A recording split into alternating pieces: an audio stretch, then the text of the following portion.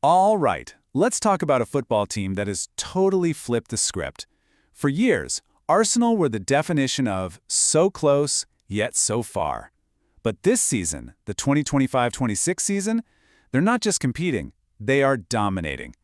So how on earth did they go from being the perennial runners-up to the absolute team to beat? Let's get into it.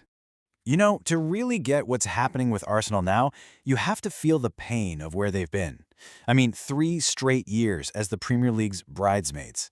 Just think about that. Consistently amazing, but always falling just short of that title. That kind of repeated heartbreak can really forge a team's identity, and it was make or break time.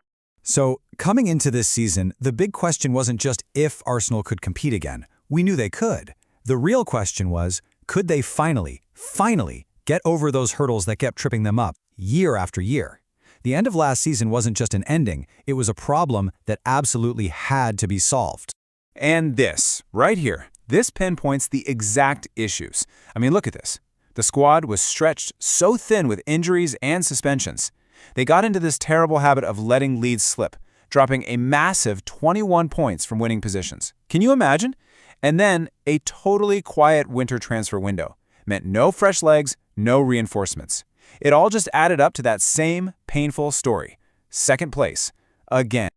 So, what was the club's response? Well, it was decisive, and it was incredibly ambitious. They didn't just tweak the formula a little bit. No, they went all in. They set out to completely overhaul the squad with a clear master plan. This was a huge statement of intent, basically them shouting that second place just wasn't going to cut it anymore. And here's that statement in one single powerful number. Almost £250 million spent in one summer. This wasn't just throwing money around, this was a massive, calculated investment to get the exact players they thought were missing from the puzzle.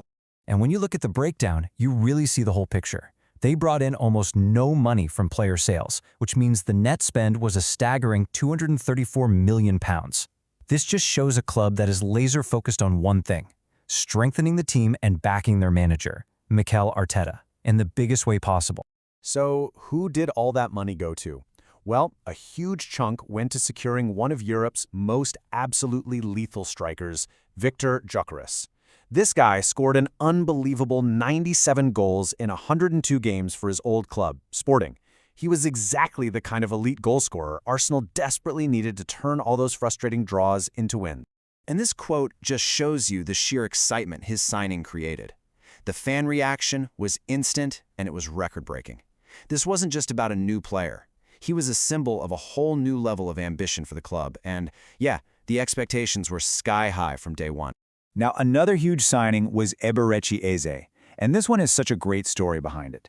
Eze was actually in Arsenal's youth academy, but he was released as a teenager. So for him to come back to the club as a bona fide Premier League star, well, it just added this amazing full-circle narrative to their whole summer. Okay, so the master plan is in place, the new stars are on board, but now comes the hard part: execution. How did this whole ambitious project actually translate onto the pitch? Well, the answer came pretty quick, in the form of a dominant, almost unstoppable run of wins all through the autumn.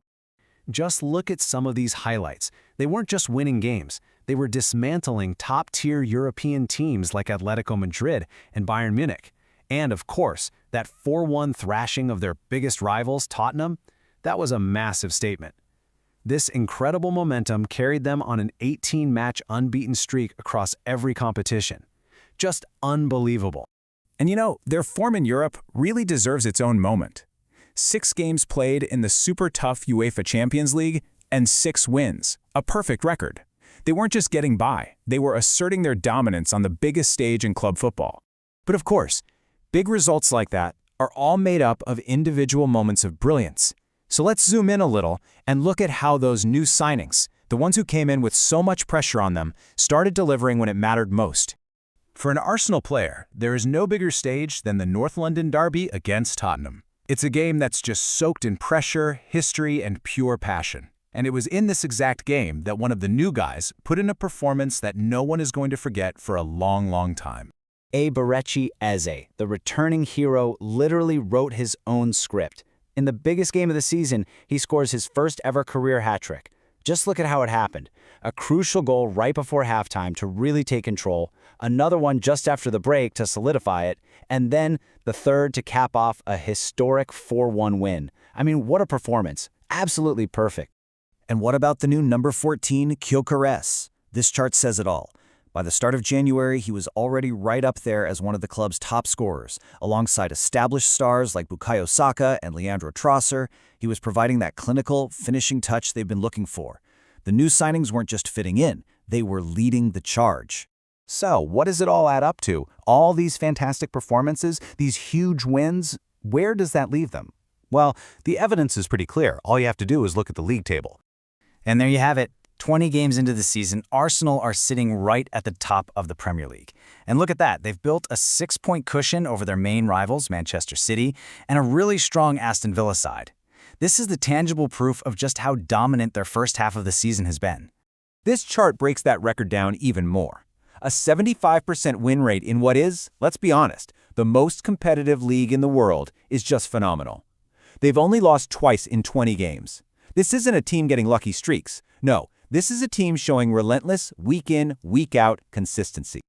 So, they've solved the problems of the past, they've executed this ambitious plan perfectly, and they've put themselves in pole position. But as we all know, the job is only half done. The huge question now is, can they actually see it through to the end? So when you boil it all down, what are the keys here? It's all built on that smart, aggressive summer recruitment. You've got new players like Eze and Gyökeres who made an instant, game-changing impact. The whole squad developed this ruthless winning mentality, which you see in that 18-match run. And they showed up in the biggest games. That's the blueprint, right? That's what they have to stick to for the rest of the way. Which of course leaves us with this one final, tantalizing thought. They have the squad, they've got the momentum, and they have the lead in the table. All the pieces seem to be in place to finally end that cycle of near misses. The evidence is all there. But the Premier League is a marathon, not a sprint. So the question we're all left asking is, after all the heartbreak, is this finally their year?